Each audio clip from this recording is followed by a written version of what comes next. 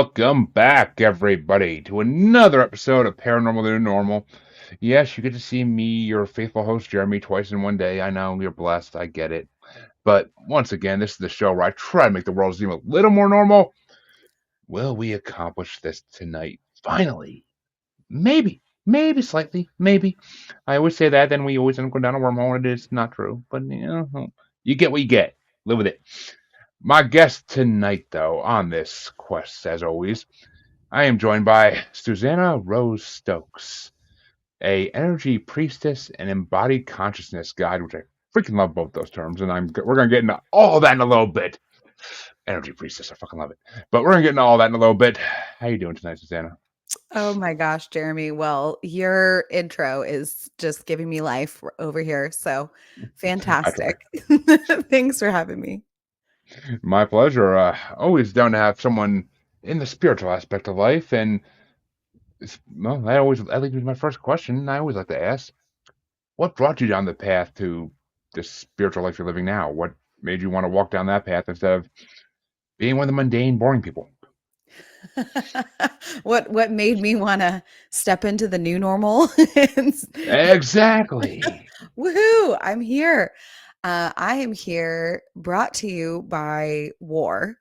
Because I joined the military when I was 18, went to the Naval Academy, and then became an officer in the Marine Corps, and went to war a couple of times in Afghanistan, and that changed me in a really, really, really deep way, and it caused me to question everything I knew and everything I'd grown up in. So that's the short answer of that. Well, first things first, of course. Thank you for your service. Always gotta throw that. I gotta throw that in there. And damn, I guess. See, I was never the type that ever had ambitions of being in the military ever. So it always kind of amazes me. I'm just like, Mhm. I see a person. I'm like, why? Why would you want to join the military? I mean, no offense to anybody who would join the military, of course. I respect all those who serve, but I think it's a great question. I think it's a wonderful question. And the more I look back on it after my time in, I also have moments where I'm like, why? Like, why would you ever do that? But everybody has their own reasons for it. There's a lot of people who will go in for financial reasons because it's a steady, very reliable, grounded job that the government is going to pay you for. As long as you get through the training, you can do it. For me, it was a legacy type of thing. It was a proving of myself and my family system because my father was a Marine, my older brother was a Marine. Every man in my family was affiliated with the military at one point or another. So I was like, well, why can't the girls do it too? And that was my why. That was my initial why. I okay, I can actually that why I can respect. I mean, Yeah. I get that. That makes sense to me. Like Mhm. it's exactly like you had something you wanted to prove, which I who can't respect that. See, it's the training part that kills me. I never could have got through the training. I would have. Oh God, I would have been like freaking. I would have been like watching Cartman try to do army training. Like literally, it would have been running the freaking just running like, yeah, seriously, going home. No, like no, I just Like, I'm done uh with this shit. I'm out. it would have been a fast departure. Yeah. Yeah, Fast I mean, departure. and there are people who join the military and are like that, right? Like they join and then they realize very quickly like this is not the place for them. I think on a spiritual that was like my human why. My spiritual why was I've been a warrior in many lifetimes. I've been a warrior over and over and over again, whether it was to prove myself or to devote myself entirely to a higher cause.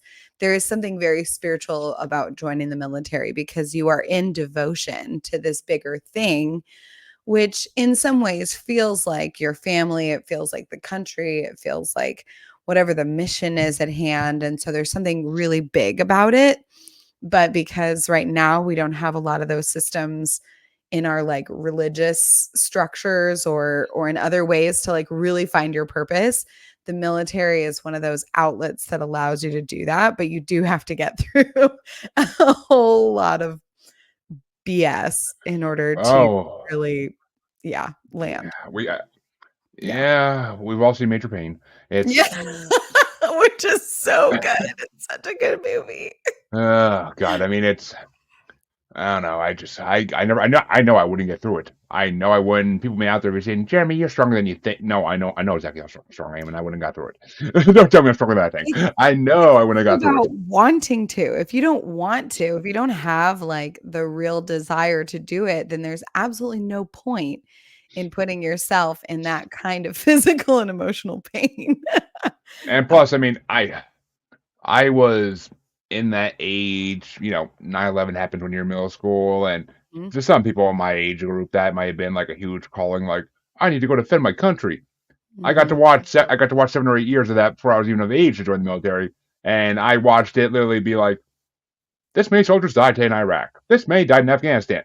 Yeah. Why would I want to go there? Tell me, Yeah. please, somebody. Like, why am I signing myself up for this? I mean, Mm. yeah, it's not like a video game. That's something I knew right from the beginning. It's not like the video games or movies portray it to be always. So it's I could talk about that all day, but I'm not going to stay on that topic because that's not why we're here. But yes, you're right. Religion structures in this country/world are freaking horrible. I mean, in the Yeah. East they're a little better. They're a little better in the East, A but little better. on the in the West they're just Yeah. deplorable. And well, okay, I'm not gonna say all of them because there are some small town churches that do what they're do the good thing, and I Yeah. ain't gonna hate on that because everybody needs that in this world. So, Yes, yes, but but I think that there is a lack of structure that allows you to really step into your purpose. And I remember being young and actually like questioning whether I was going to go into the Marine Corps or the Peace Corps. And that seems so opposite, right? Like the polarity is so yeah, huge. People are like, how could you have wanted both of those? And I realized that I've always been a hippie at heart. Like obviously I'm an energy priestess now. Like I'm a very different soul than the one that kind of entered into the military. But it was that I had to go into, I really needed for this lifetime, I really needed to go into the depths of seeing the crap, and you were able to see it on the news and be like, "No, I don't wanna be a part of that." But I had to, like, physically go there and be on the ground, boots on the ground, like, actually see it for myself to be like, "Oh, yeah, this shit doesn't work. This does not work." And it took me yeah, it took me a good while to really understand how, how not effective the military and our uh, war system is, and then to find my purpose through that. yeah, and that I mean, yeah, it's you gotta the process works sometimes, and gotta Mm. go through hell sometimes to find where you're supposed to be. Yeah. And I mean, we all go through hell in some way or form, but that's a real fucking hell. I ain't gonna kid. That's a real hell. That ain't dealing with bullying in college or dealing with divorce. That's real hell. Like that's your life's in the line, hell. So Yeah. yeah, I mean but let's actually talk about that for a moment because I Yeah. the transformation is what I'm interested in. How you went from being because I mean I'm actually seeing the picture in my head of you in the Marine Corps and you now, and I'm seeing two completely different pictures. Even though I Totally didn't know different you before people. tonight, I didn't know you before tonight, but I could see it. I can almost see it, and it's kind of Yeah. like just an image sitting there now. And so, Mhm. how did that transformation happen? How did the chrysalis break open for the butterfly that is today? Oh, I love that you just use that term because our whole company is metamorphosis and our logo is the butterfly. And one of our retreats is called Crack in the Chrysalis. So perfect. See, folks, You tuned in. I knew only the name of the company beforehand. I did not know any of the rest of that. So that was an unplanned for segue. But I love that Yes. synchronicity. Things work Yes. synchronicity. But so yeah, How did how the transformation happen? How did it How did war occur? crack my chrysalis? I mean, I grew up in the South, and so I and my grandfather was a bishop in the Methodist Church. Everybody in my father's family were like spiritual leaders, spiritual pastors, bishops, deacons, all those things. And so, and also academics, they were like philosophers. So as I came out from war, I was like, oh yeah, this doesn't work. There's got to be something else. And I completely lost all my faith in any kind of higher power, anything beyond myself. I went into this like sort of lonely state. I would just call it, it's like deep depression. I went into like a really deep depression where I felt completely separated from everything. And and that left me in this state of searching and realizing that it was so painful to stay there that I had to find something different. Like I had to find something else bigger to believe in. So I joined the tech industry, went to San Francisco, thought I was going to find my purpose in my job. And what I ultimately found was LSD instead.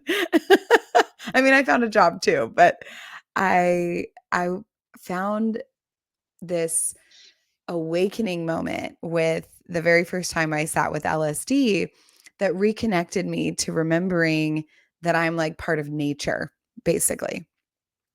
And that when I started to see the trees breathe around me and they were breathing in sync with my body, and I started to feel that total interconnection, I was like, oh, this is what I used to know when I was growing up on the farm that I grew up on. Like, this is what I've experienced every single day. And I started to find like God in nature and something bigger.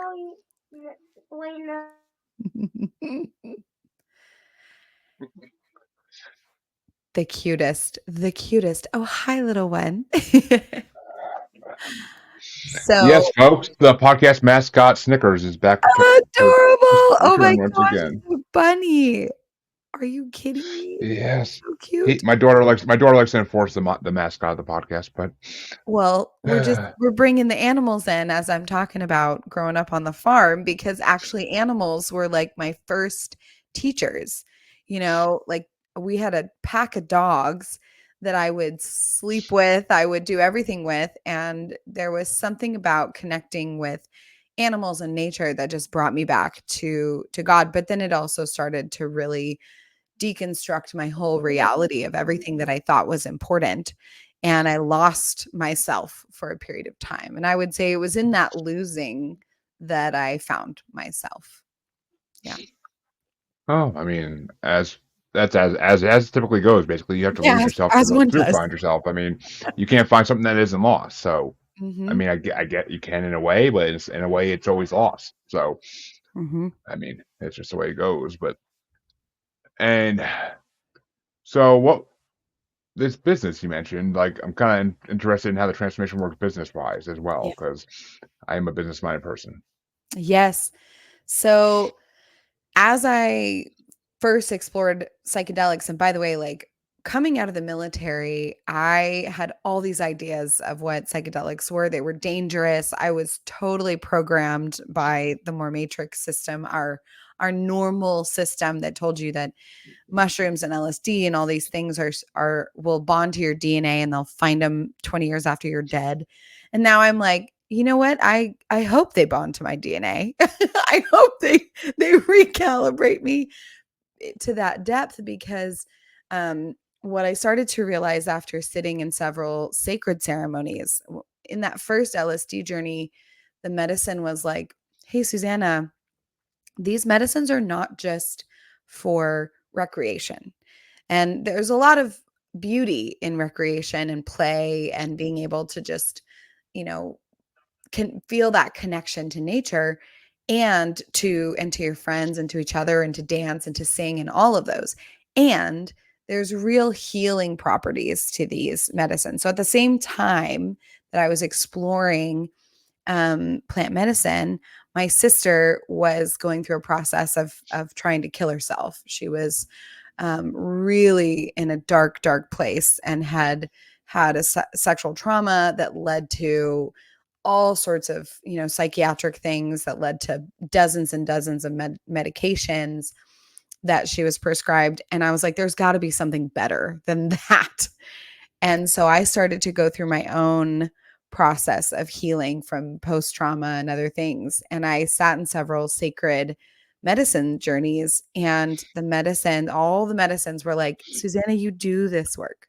Like, this is what you do. You do this for a living. You serve this.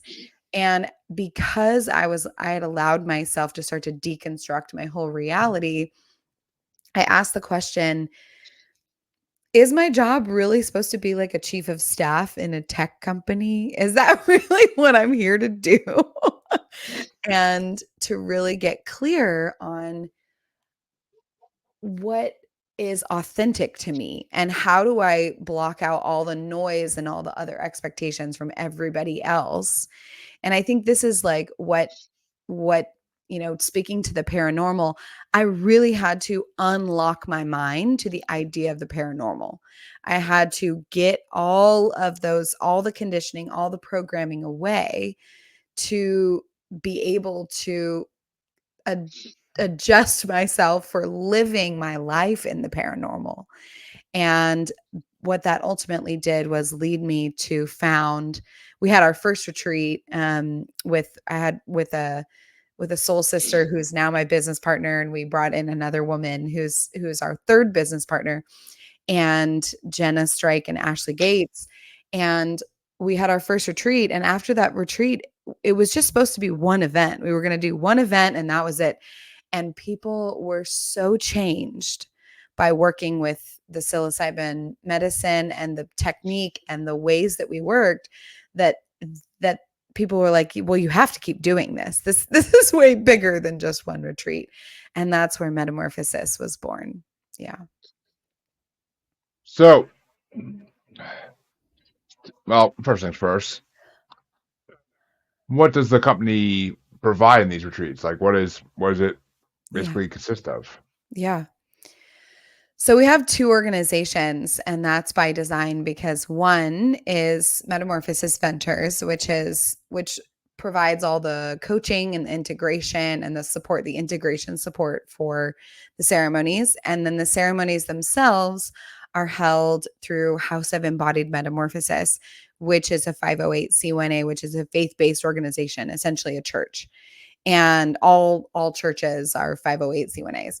And that, thank you, founding fathers, for the separation of church and state, because it's given us this ability in this time to establish entheogenic churches that can work with sacred sacrament and be federally protected. So that's what we're doing through House of Embodied. And essentially, we have different programs, but you can do a retreat with us, which is an 8-week program. And there's like a 4 or 5 day on-site retreat where we prepare you through online support. You get a coach, you get preparation, content and resources, and also support from our team. And then you come on site and we do a retreat and a ceremony with you in a group setting, in a small group setting. We usually have 12 people or less. And then and then on the back end, we do integration work with you to help you fully integrate your experience, which is something that we've seen has not been held super well in the psychedelic space. There's a lot of facilitators out there who may not have the time or the energy, the resources to really support people in their integration. So we've set up a whole system of resources that allows people to feel held. And then on the, like, if you want to do, for example, virtual work, we also offer microdosing programs where you can do coaching work with our team, and we'll coach you through a 3-month microdosing protocol with the medicine that we work with, which is called Trinity. And it's psilocybin based, but in some of our containers, we also work with some heart opening synthetic medicines that are based in sassafras and saffrol. So MDA, MDMA, and are blended with some really beautiful heart plants, heart centered plants like kanna. And honestly, the things that happen in these containers, whether it's like just the virtual coaching and the microdosing or the on-site retreats that we do, Jeremy, and we also have recorded courses and things like that. Like you can order a sacrament from us and do a microdosing protocol on your own if you want. But the things that we see change in my world, at least at the beginning, are paranormal. Like it is freaking miracles happen in these containers. And we watch people completely end addictions. We watch them completely change their lives and move 180 degrees into a new direction. I got to witness my sister after doing a private ceremony with her stop trying to kill herself immediately after that ceremony and say, I'm choosing life. And a lot of this has to do with clearing work, which the Catholic Church would call exorcisms. But we do a lot of that kind of work where we clear things from the body that have been holding people back or holding people in like a karmic loop, a karmic pattern for decades or even lifetimes. And so, yeah, that's what I get to do on a daily basis is just watch people transform their lives, which is awesome. Well, it sounds incredible. I mean, it really does. That work itself is just amazing, and anything in the spiritual realm like this, I love it. I freaking love it because it's helping people in ways that traditional medicine can't, and traditional Yeah. psychological medicine really can't. Right. And once things like this become a little more socially accepted, it definitely, I think the world will change for the better. But that's part of the mass spiritual awakening we're heading towards eventually. And I don't, no one really can tell when exactly it's going to happen, but we're getting closer, I've been told, and I kind of agree. We are getting closer. It's just taking its sweet time. Yeah. I mean, I don't know how deep we want to get, but there's part of the reason I started this organization is because I carry a prophecy that speaks to that speaks exactly to that awakening that we're going through. And it came to me when I was down in the jungles of Peru, deep in the jungle. I was in a little bungalow. I was drinking ayahuasca for 8 days straight, basically, and just completely clearing my system of everything that I had built up over the military and childhood and relationships, divorce, all of that. And I sat with her and even after my very first session, I had no like visuals or anything. She really wasn't like coming into my body in a big way. And then the ceremony ended and they were like, "Okay, you can go back to your bungalows and like go to sleep." And so I go back and ayahuasca's like, "Hi." And she's like all vibrant and bright, and there's all the visuals that are coming into my psyche. And it was during that moment that all of my guides from some of my past soul experiences, actually my soul origin from Andromeda, from Mintaka, from these other planets that I had lived on, came through, and they told me of this prophecy called Lakutu. And Lakutu is very similar to a lot of prophecies we've heard even in Revelation and in like Mayan prophecy, Incan prophecy, but they speak of this time when we will establish like a utopia on the planet. We will come into balance, we'll come into peace, right? We'll experience world peace.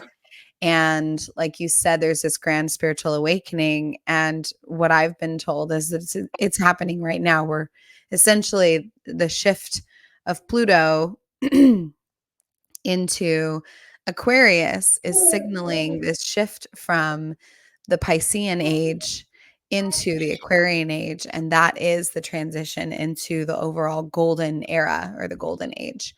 So that has been really powerful for me and has given me a lot of hope because for many years I had like a hope in society that people were like, why do you why are you so positive about everything?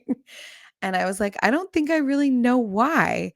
And once this prophecy was like reactivated in my DNA, I remembered why. It's because that's what I'm here to do. I'm here to help sort of lead that shift in some ways and help people remember what they're here to do as well in their purpose. And I'll tell you the why. The Tell why is because you have to stay positive in this world. You me. have to. If you get negative for a second, it tears you apart and it makes you want to do stupid shit sometimes. Not always. Sometimes it just puts you in a downer. You become freaking goddamn, I can't you become Charlie Brown with a little cloud over his head, Yes, basically. yes. But and it's just I mean, you gotta be positive in this world. I mean, that's why you shouldn't watch the news. It took me many years to figure it out, but you shouldn't watch the news. It's all gonna be garbage and it's gonna make you negative because that's the way they program it. Oh, I They gave want up news when 2020 hit. I was like, "We are done. This is not news anymore. This is it's, propaganda. It's spreading fear." And I'm like, one of the ways that I do stay positive while working with things like this prophecy that I carry and building what I would call like new earth organizations, right? These are organizations that have the hope, that hold the hope for our humanity. I have to put myself in a little bit of a bubble away from a lot of the fear mongering that goes on in the news cycles, in media. I mean, I it's even hard to find TV shows or things like that to watch because as I elevate in these ways and I try to create peace in my world, I watch the all the content that we have out there and there's so much of it that is not based in hope and faith and trust. So, yeah, it's a concerted intentional effort to remain hopeful and faithful. it is. I mean, it's funny because I'm not a faith-based man at all. I haven't been for a long time because, like you, I lost my religion many moons ago, Yeah. and so I mean, but I still have the faith that things will work out okay. I don't know what the hell is going to do it, what's controlling it. I don't care really to a degree, but I'm not going to think it's a big white guy with a beard. I don't. No, I don't. I don't That particularly think doesn't so. right. I mean, the guy from South Park, I kind of picture that a little more, but kind of can. But I just actually watched it there. I just actually watched that episode last night, and I kind of like, this I haven't seen this in a long time, but That this could be one. accurate.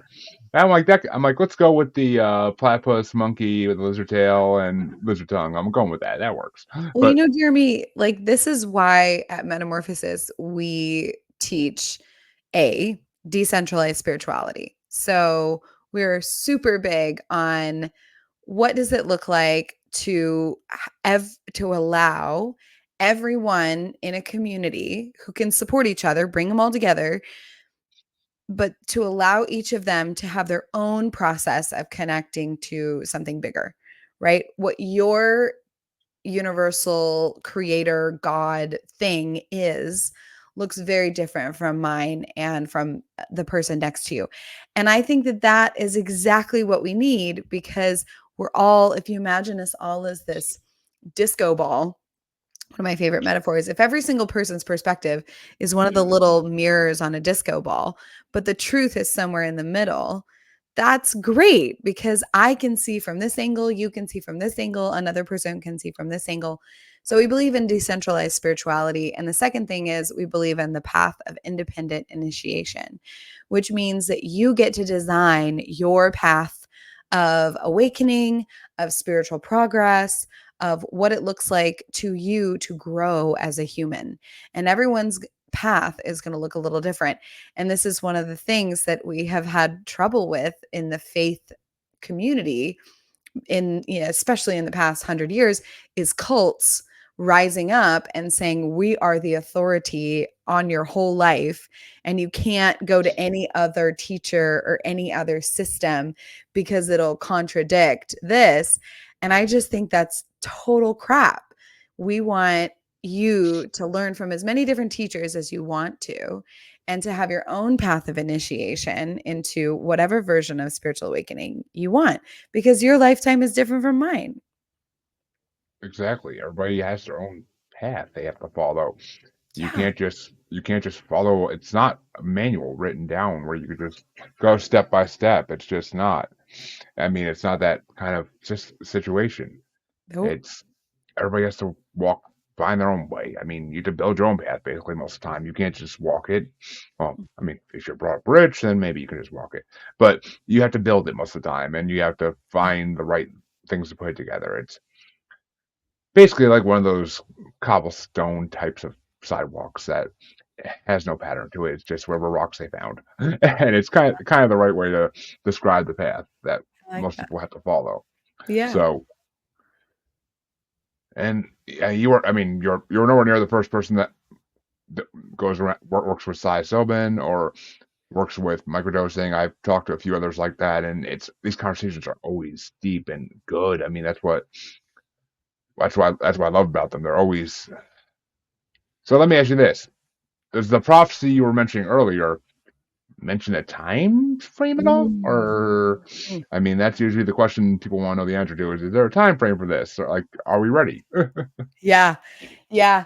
Um, the prophecy specifically that I carry and work with speaks more of the how and the what. It doesn't Yep. speak as much of the when, but if I align it with other prophecies, because it also, every time I receive it, it's like, look to other prophecies that already exist for other information. So if you look at Revelation and even like I love the Mayan prophecies because 2012 was actually a very pivotal year that started to kind of unravel things. And while there wasn't this massive earth shift, we did experience some shifts in 2012 that are now manifesting, that manifested in 2020 and now in 2024.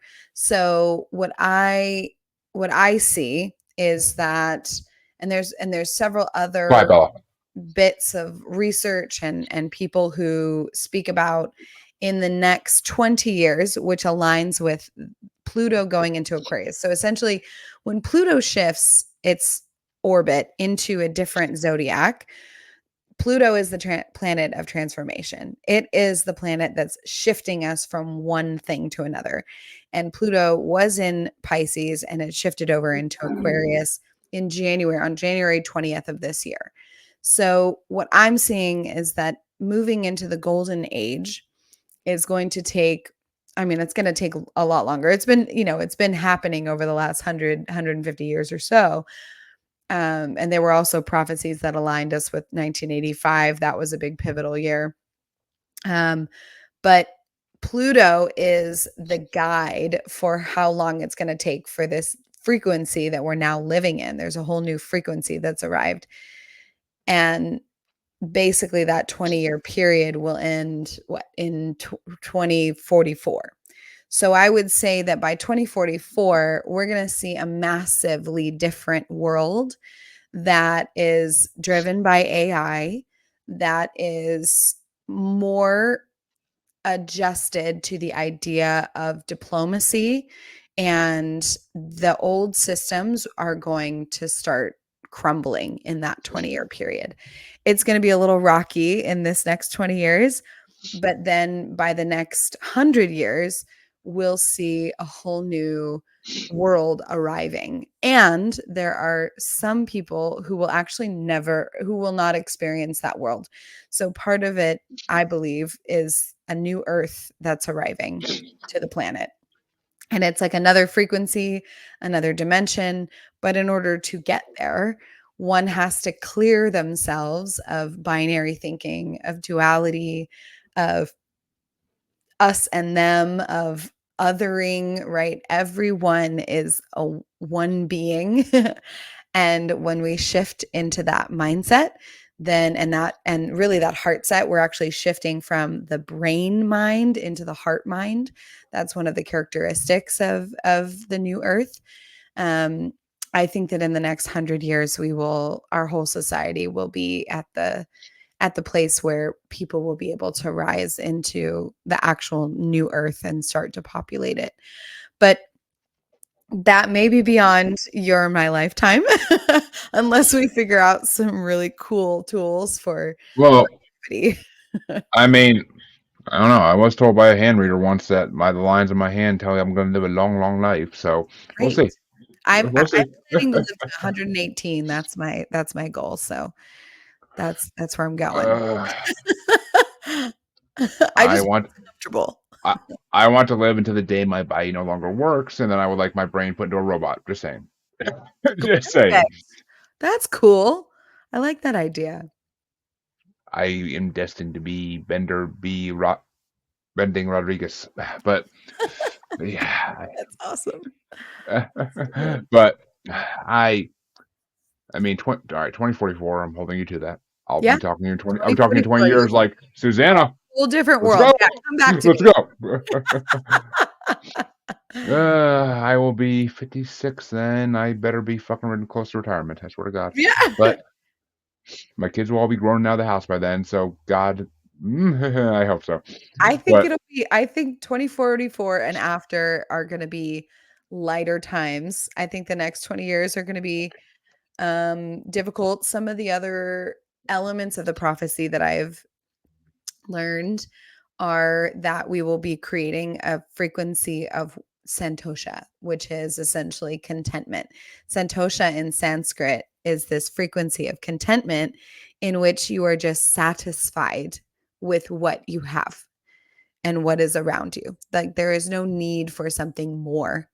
And that is because a lot of that more energy is from a place of karmic incompletion, right? Like of like I'm still working through some stuff.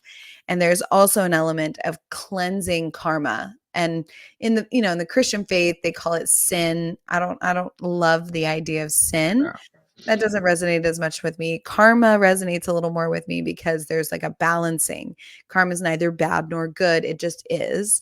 And there is a process now that we're learning both for metamorphosis and on a widespread scale. We're all learning how to cleanse our karma so that we can quite literally enter into a state of contentment and peace and exist like, yeah, I'm good. Like I don't actually need anything more than what's happening. So I don't need to take from my neighbor.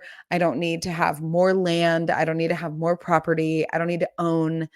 And it'll shift the way that we operate in a really huge way.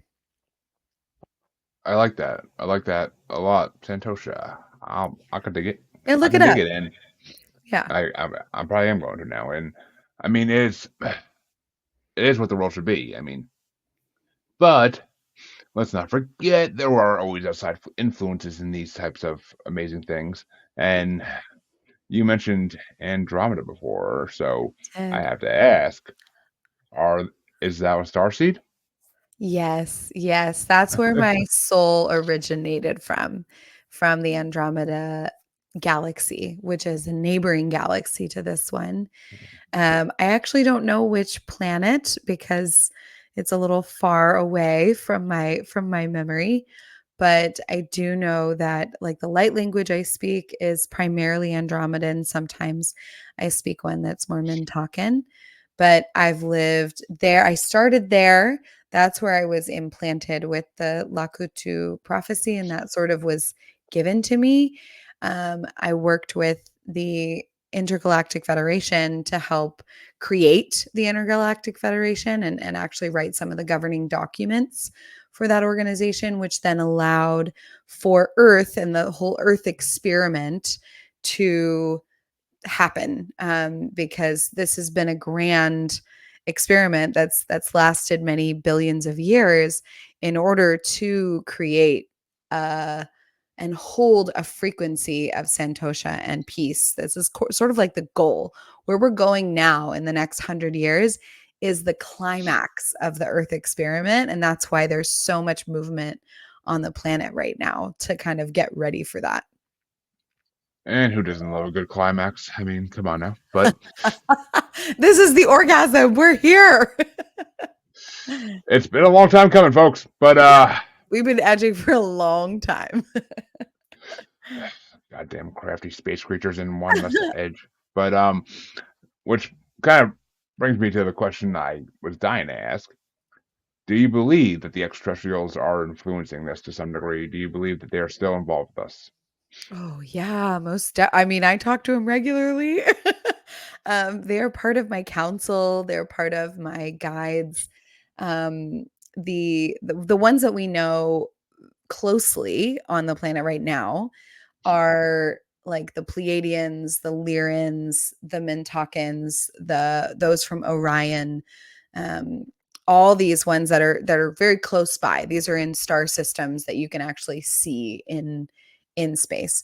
The Arcturians, and I see the Pleiadians all the time. They actually usually station like ships right above our retreats. We hold a lot of our retreats out in at retreat centers that are farther out in the mountains, and we will always see these really cool lights that blink white, green, and red in this particular pattern.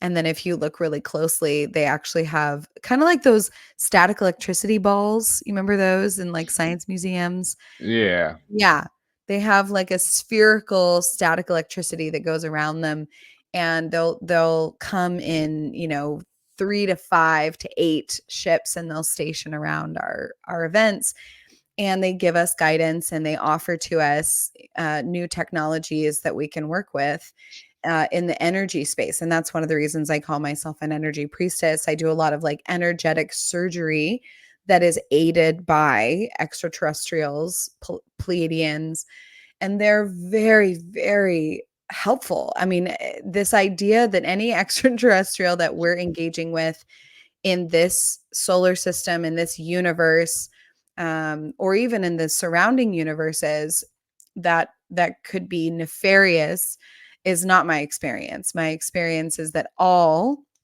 are in service to this Earth experiment, to what we call Earth School. And everybody is I kind of see it like they're all watching the Super Bowl, right? They're all like watching the Earth experiment and rooting us on because it is such a profound thing for a planet to reach a state of peace and santosha that it means great hope for the rest of the universe and for the rest of those other planets and those other beings.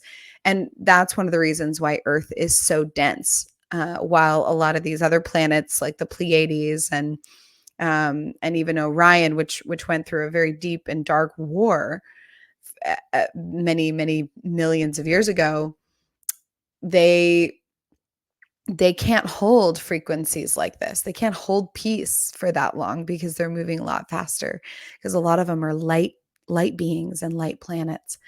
So my experience is that extraterrestrials are totally on our side. They are absolutely helping us. And if you have questions, just reach out, and you will be surprised at who comes into your consciousness and will assist you in whatever you have questions about. Interesting. And we are friends with Arcturians on this show for sure. I mean, I, I actually didn't hear about them I never heard of them until I met a man who has written Dean Graves. Mhm. He wrote a book called, you've heard of him? Yeah. I've heard of him. Yes. Yeah. Yeah. He actually just has a second appearance on the show a week or two ago. Oh, And cool. because he just put out a new book, and I'm sorry, Dean, I can't remember the fucking name of it at this moment. But Yeah. okay, the Enigma of Consciousness, I think, if I'm not mistaken. But I could Okay. be wrong on that. But he, I gotta read his books. I really do. They seem amazing. The only one you mentioned that I never heard of is the Mintalkians, and Mm, that I'm always intrigued when I hear a new species because that's like my mm. fucking jam when I hear a new species of extraterrestrials that are out there. But what The do Mintalkians? who What are I they? mean, what do they look like?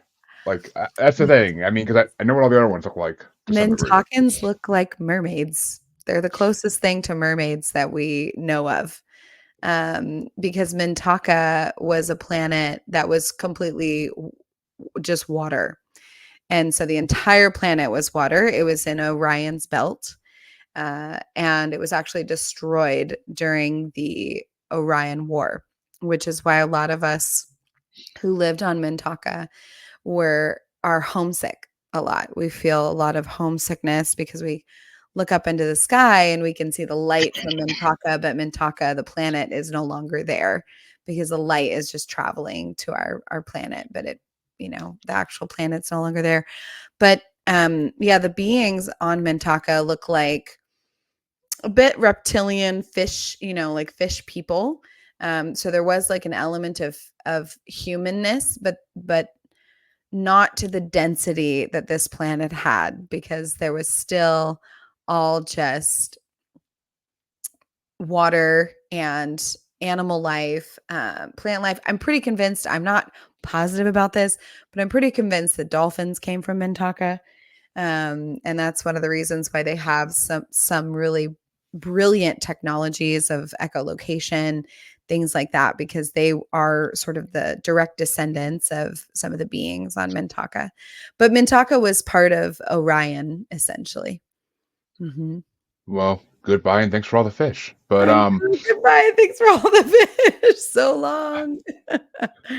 Yeah. uh that's awesome. And okay, maybe I have I heard of a species that people in the paranormal field tend to believe mermaids. Hmm. Well, what people saw as mermaids were actually an extraterrestrial species that just was staying on. Some of them were staying on Earth, Yeah. and I mean that would make sense for mermaids. It really would, because otherwise it's kind of hard. I mean, there's the whole Atlantis thing, but Yes. And but Atlantis was not underwater when it existed. no, It of became course not. underwater. Like it sank Yeah. to some extent, or the waters rose. But Atlantis, and there's a lot of really good information about Atlantis through Dolores Cannon, who I love. But essentially, Atlantis um, was also somewhat of a light being species, and they were some of the first beings that came to the planet and populated. But what happened there was we went through a period of time where it was too much light, and what we know right now is too much darkness, right? We've been in the Piscean age, we've been in the dark ages for a good 5,000 years after we've established so much civilization, that we've been so in the body and so in the darkness of our crap that we think too much darkness is the only thing that could be too bad. But actually, Atlantis went the opposite direction, and there was too much light that caused those species to use other species as slaves, and they kind of elevated themselves to a place where they were godlike beings, and the planet couldn't hold it anymore because it was out of balance. So what we're learning now, and what the golden era is about balance. It's about balancing the polarities and bringing the masculine and feminine back into balance. It's about yin and yang. It's about understanding that even though there are polarities, staying in the binary thinking um, will ultimately end us. We have to come into the middle. Even Buddha teaches of the middle path, right? And I think that Yeah, that exactly. is very wise. Yeah, I mean, it is, and yeah, Atlantis. There's a lot of debate on still, There is so unfortunately. much. I've had a couple authors on who've written books about it, and Mm, it's it definitely wasn't in Water Always. That's for sure. That's 100% for sure. yeah. And I actually interviewed one author who thought he found where it was. Him Oh, and his partner swear they found where it was in the deserts of Egypt, or not Egypt, Africa. But love that. uh, I have no and idea where Atlantis actually is. I don't they know. believe they believe that was the main city, and that like there was a lot of Yeah. secondary kingdoms everywhere else in the world. Yes, yes. But Well, I mean, in Egypt, one of the reasons why Egypt is so present, and I actually personally I work in the lineage of Isis Sophia. So I do work in a lineage that was that came from, sort of seeded by the Egyptians, which their wisdom, a lot of their wisdom came from Atlantis as well. But Isis was an Orion star seed, and that is known to have lived on, um, was known to have lived on Orion, and after the wars came to this planet to seed, consciousness and to raise it up. And that's where a lot of then lineages come from. She's sort of like the source, and then a lot of things were birthed from her. Yeah, you you definitely work with a lot of different entities. That's for sure. Do. Yeah, I do. Sounds Been great. around for a while, so I'm like, bring in the whole team, like Yeah, diversity. a lot of people I talk to get that's the way they are too. It's bringing the team. Like we Yeah, want, why have one when you can have multiple? why Like have it's one? a lot of Yeah, good, a lot of you good. like bring a whole team of beings in and let them be from all these different lineages, because they all exist. They're all real. And we're finally realizing that we don't have to just stick with one. It's not like Jesus Christ is my Lord and Savior, period. That's it. That's the only tool. That's the only being. That's the only prophet I'm going to believe in, because limiting yourself to just that one also causes you to not be able to see a lot of the other perspectives on the disco ball. So I've definitely found a lot of healing in this particular time, because the internet has now given us the ability to very quickly and easily remember and remind ourselves of all of these different deities that are being, the memory of them and the energy of them is being kept alive, but has been kept alive in different places. So now it's all being brought together into one collective consciousness through the internet, which is awesome. It is. I mean, it's opened the world for a lot of things, good and bad, but a lot of good. So we'll focus on that. Let the other people focus on the negative. But Yes, definitely. oh, I wouldn't be doing my job on this show if I did not ask. In all your travels, whether it be the Middle East or Peru or any of these places, did you come across anything on the paranormal side, more earthbound? Maybe, though a lot of these things would be whether they're earthbound or not. But did Hmm. you come across anything weird or strange in any of your travels? I mean, the vortexes in Sedona are for sure paranormal, and you can feel it. I mean, you can feel how they shift the energy of the land, how they shift your energy. And it was actually through visiting some of those sacred sites, and going to places like Machu Picchu, going to the pyramids of Giza, um, even like more modern places like the Great Wall of China. They all have these abilities to help a person remembers. So my experience of the paranormal through sacred sites is I will get visions or memories of my past lifetimes, or even other experiences that don't belong to my soul, that are stored at that place. So there's wisdom and packets of information that are stored at all of these sacred sites. And I finally realized, because I was like, I don't really go on vacation. I travel to spiritual sites to attune myself. So, and then I get these new downloads and this new information. Yes, I have fun along the way and I enjoy myself. But for example, I was just in Glastonbury, England, and then went to Nice. Provence, and I was doing a pilgrimage to attune to Mary Magdalene, because I'm also, I happen to be pregnant right now with a little baby boy, little king on, Oh, yeah, and congratulations. thank you. And I was attuning him in the energy of Mary Magdalene, and going to Glastonbury was like, that whole town is magic. And I went to the Chalice Well, which is a very sacred site that has a very high iron content. You can drink the water, and it's a incredibly healing water. Um, like mineralized water, and you want to drink only small amounts of it at a time.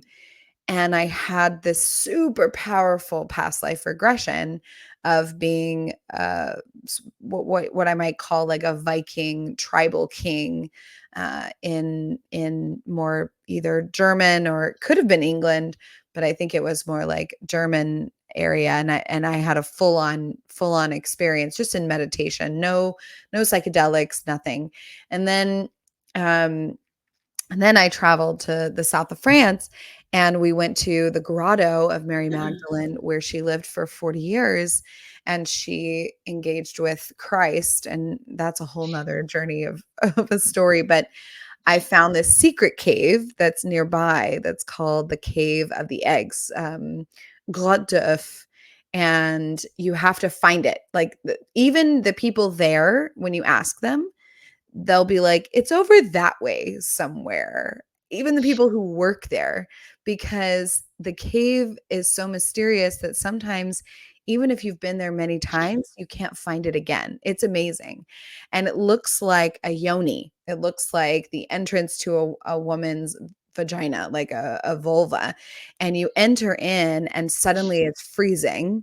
And of course, we were there in July, so it was very hot outside, and it was probably 50 degrees, 40 degrees inside the cave, right inside the entrance. I had a full on download from Mary Magdalene. Um, so I would say there are absolutely paranormal things all over this world. You just have to be open to them. And usually they will arrive to you through whatever sentience, clairaudience, clairvoyance, whatever your special receiving power is. But you have to be open to it. Well, there you go, folks. There you go. Which will bring me to my final question tonight. One of my favorite ones for anybody in your type of spiritual line of work. What is the one piece of advice you would give to anybody in the world right now if they asked that if you had one thing to tell me that you think matters more than anything else in this world, what would you tell me? Mm.